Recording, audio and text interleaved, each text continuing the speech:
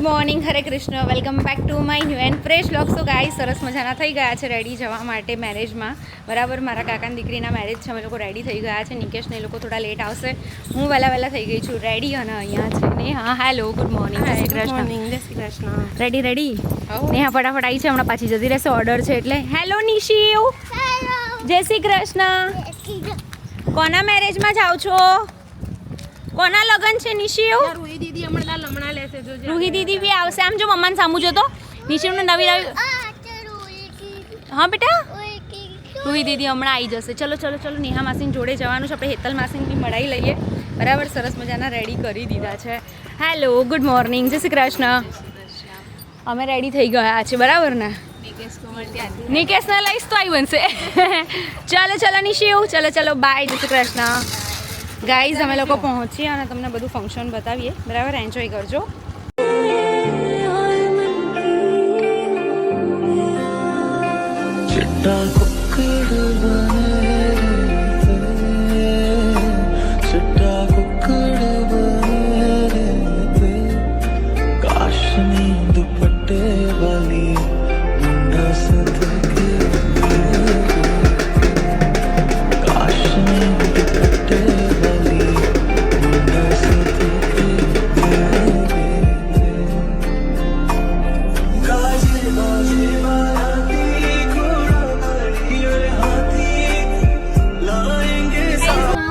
પહોંચી ગઈ હતી. બરાબર, થોડું ઘણું ફંક્શન અટેન્ડ કરીને અત્યારે અમે લોકો સહપરિવાર આવી ચૂક્યા છીએ. હેલો ગાઈઝ, કોમેન્ટ કરજો નિકેશના કપડાં કેવા લાગે છે. મેં પસંદ કરેલા છે એટલે સ્પેશિયલી પૂછું છું. તમને કેવા લાગ્યા? મને તો સારા. આવી રીતે કોઈ સારું કે યાર? અરે ગાડી પાર્ક કરું છું ને ભાઈ, ગાડી પાર્ક કરું છું ને અમાર નિશુ બી આવું જ કે હેલો નિશિવ. મમ્મીને જેવું મોઢું બને તો કેવું બનાવતું હતું? મારું મોઢું આવું થાય છે મારું મોઢું. હેલો મમ્મી, જય શ્રી કૃષ્ણ. જય શ્રી કૃષ્ણ. ચલો જઈશું. કેવા લાગે છે નિકેશ? બહુ મસ્ત લાગે છે. મારી તારી પસંદગી છે ને એટલે બહુ જોરદાર છે એમ. બરાબર છે. મારી પસંદ કેવી છે? તારી સારી જ છે ને. સારી હોત તો મન ના લાગે હોત ને, એવું જ બોલવાનું. એટલે હું મારી જાતે જ કહી દઉં. ચલો ગાઈઝ, અમે લોકો અંદર જઈએ. મામી હું આવો રેડી તો મારા લગનમાં નતો થાય. સાચી વાત છે. એ વખતે તો મેં સિલેક્શન નું કરજો. ચિંતન બાપડા બીમાર હતો. ચલો. હા, દેખાય છે જીજુ. બેસી જા પૂજા પાછળ બેસી જા.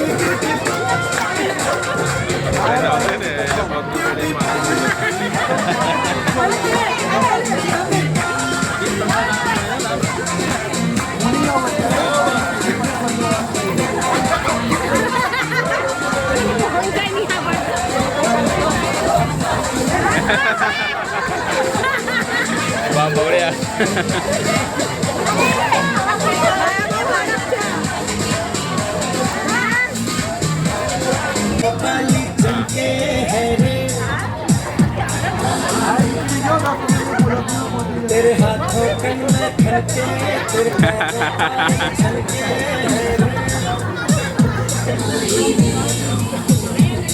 मैं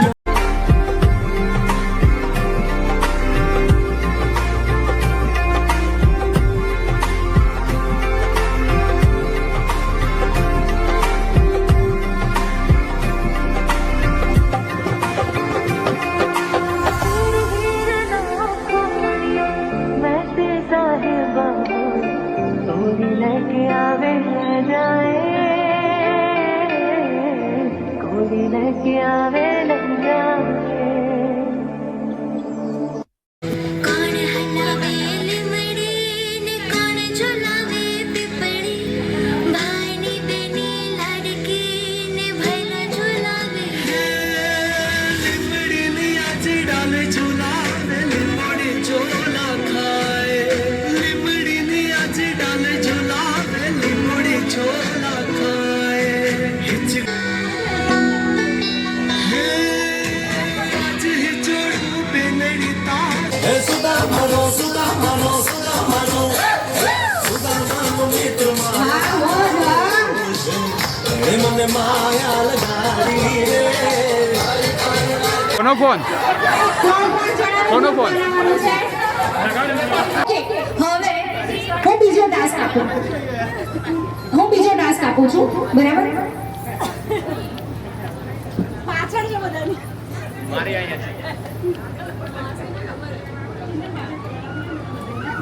ઓકે હવે છે ને તમારા ગ્રુપ મેમ્બર ક્યાં ગયા હવે તમારે ઓડિયન્સમાં જઈને બેકાર ડાન્સ કરવાનો છે સારો ડાન્સ નથી કરવાનો ફની ડાન્સ કરવાનો છે મને ખબર છે કે ટીવી કોઈ જીતવાના છે કારણ કે મારા લગ્નમાં બહુ કરવું છે મેં બરાબર એટલે જ મેં એમને એડ કર્યા હવે તમારે ફની ડાન્સ કરવાનો છે ઓડિયન્સમાં જઈને ઓડિયન્સ સિલેક્ટ કરશે કે અર્જુન કે પછી દ્રૌપદી તમારે લોકોને ચીયર અપ કરવાનું છે જો તમને એવું લાગે કે અર્જુન ગ્રુપ વાળાનો ડાન્સ વધારે ફની છે તો તમારે બૂમ પાડવાની છે Arjun Arjun okay ready music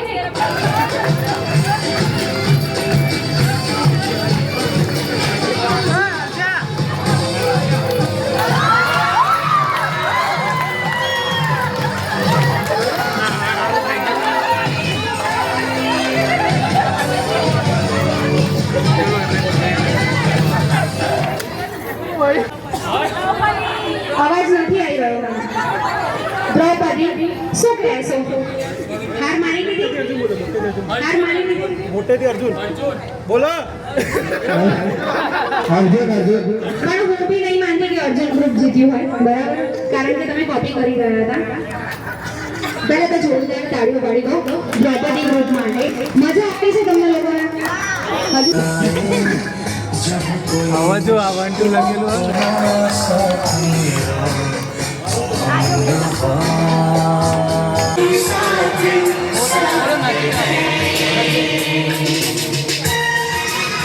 બોલે ના ઉપર નંબર 1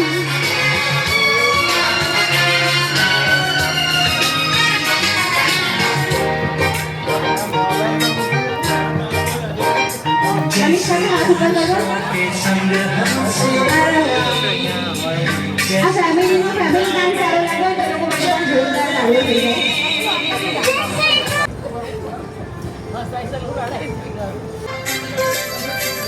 વિસાડિયાણી લાલી લાલ લાલ હવે નાખો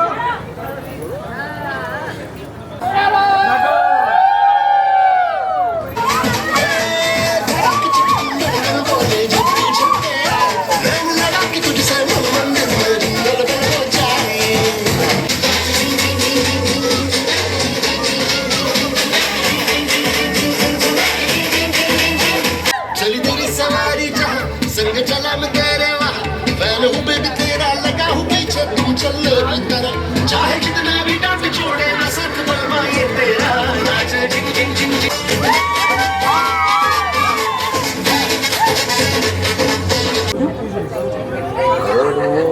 થેન્ક યુ મમ્મા મને 9 મહિના પેટમાં રાખી મારું ધ્યાન રાખવા માટે દુખી કોણ થાતું થેન્ક યુ મમ્મા તારા હરેક સપનાને છોડીને દયાળ મારા સપનાઓ પૂરા કરવા માટે થેન્ક યુ મમ્મા મારી નાની નાની વાતોનું ધ્યાન રાખવા માટે હું જાણું છું માં જ્યારે હું રાત્રે પડી જાઉં અને કદાચ રાત્રે મને ભૂખ પણ લાગી હોય ને ત્યારે કોઈ આવે કે ના આવે પણ સૌથી પહેલા મારા માટે તું દોડીને આવતું અહીંયા તમારી જોડે તમારા મમ્મી હાજર હોય ને તો પ્લીઝ અને એક મસ્ત મજાનું હક કરીને થેન્ક યુ કહેજો કારણ કે મમ્મી એવું વ્યક્તિ છે ને કે ક્યારેય થેન્ક યુ નથી માંગતું કે કોઈ મોંઘા ગિફ્ટ નહીં, કશું જ નથી માંગતું. આજે તમારે તમારા મમ્મીએ થેન્ક યુ કહેવાનું છે. અને કદાચ બની શકે ને કદાચ માંગી શકો ને તો ભગવાન પાસે એવું માંગજો કે માં તો આવતા જન્મે મારા ખોડે દીકરો કે દીકરી થઈને આવ માં, મારે તારું ઋણ ચૂકવવું છે. આજે મારા માટે નહીં, તમારા મમ્મી માટે જોરદાર તાળીઓ. Thank you so much. સાથે જ આપણે જો માની વાત કરીએ બરાબર તો પપ્પાને ભૂલાય? જવાબ ના મળ્યો. માની વાત કરીએ તો પપ્પાને ભૂલાય? કારણ કે માં તો છે ને સાહેબ 9 મહિના પેટમાં રાખે છે, પણ પપ્પા આખી જિંદગી પોતાના બાળકને ખભે રાખે છે. તો આજે છે ને તમારે મમ્મી સાથે પપ્પાને પણ થેન્ક યુ કહેવાનું છે કે સપના તો મારા હતા પણ એને પૂરા કરનાર મારા પિતા હતા.